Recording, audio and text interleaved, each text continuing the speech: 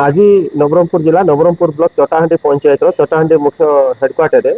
नारी संघर माँ मैंने जो कि प्राय गोटे 100-150 बुलूले मद मुक्त अभियान निशा मुक्त अभियान ना से बुला बेले जानापी पाइले चटाहांडी गोटे घरे जो प्रधानमंत्री आवास योजना घर पाई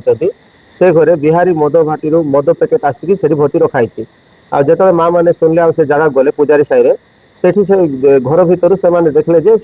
प्राय 10 पैकेट 10 बस्ता मद से आखि आगे फास्ट देखले देखला से आमको जोगाजोग कले नारी महासंघ नवरंगपुर जिला कमिटी को आम जो पहुंचलु एक्साइज डिपार्टमेंट को आम फोन कलु पुलिस को फोन कलु आठी कलिंगा पुलिस कलिंगा आईआईसी और नवरंगपुर एक्साइज डिपार्टमेंट समस्ते से पहुंचले पहुंचला से घर माने जो सब सामान करागला से ताला खोलिक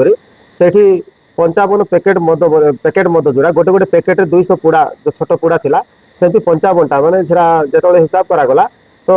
2200 लिटर मद से बाहरी जो मद से बाहर से लिखा जाता भाटशाल गुड़ा जो मद भाटी आसी गोटे आम दाड़िया माझी गुड़ा मद भाटी आसी घर मालिक जे ना तो एक्साइज डिपार्टमेंट तरफ केस करागला मात्र आम से एक्साइज डिपार्टमेंट को एवं पुलिस को कहलु जे घर मालिक को जे आनिकी सामान जगैला जो भाटशाल गुड़ा भाटी हो दाड़िया माझी गुड़ा भाटी हो ये जो दुईटा भाटी एक्शन नि से लाइसेंस कैंसल करा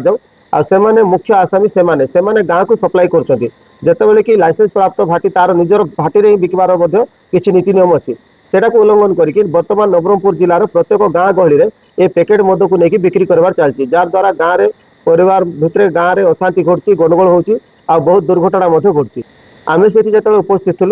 एक्साइज डिपार्टमेंट आम समस्त पुलिस डिपार्टमेंट और नारी संघ समस्त सभ्य थी लोकाल सरपंच थी से नष्ट कर दिगला आज जिते थी 2200 लिटर मद जोड़ा बाहर से मद को टोटाल से समस्त आगे नष्ट करागला आगामी दिन में नारी महासंघ तरफ प्रत्येक गाँव में सचेतन करा निशा विरोध में एवं मद विरोध में संपूर्ण मद मुक्त अभियान नारी महासंघ तरफ नवरंगपुर जिले में आगे विचार कर।